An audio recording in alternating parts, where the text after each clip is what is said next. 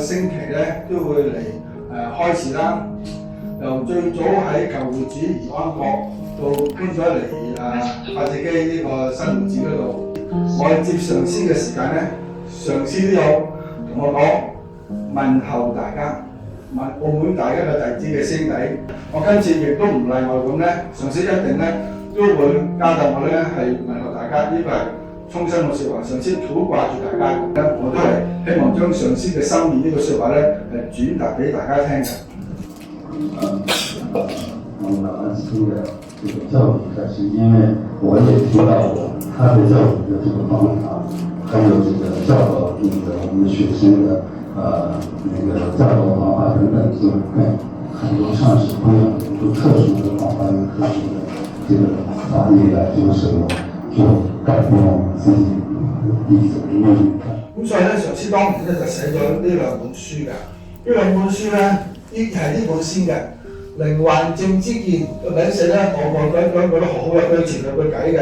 西道無知論靈幻，佛道無上正知見。呢個淺談點嘅中國法咧，就後期啲寫嘅，將啲佛教好多嘅名相啊，我成日講話咩四大天王啊、三德啊，或者咩咁咧，隨便將咧編排啲數字咁咧，當我哋有興趣啲。上我實係解釋唔到嘅嘢嚟嘅。譬如一次，你可以話偶然啫，我眼花；兩次又偶然眼花；三次先會，咁你唔到你唔信。戒律一樣，你覺得哇，我都唔好信佛啦，信咗好多嘢咁啊。所以我嗰陣時叫你有啲人唔好學太多，就唔係話你學得呢樣又想貪個人咧。嗰陣學得有15本，唔好多有10兩條走你貪。信得嗰條係法失所以收得呢條嘅法唔收嗰條，收到佢咁多嗰條係點咧？咁你自己就唔驚嘅。所以咧。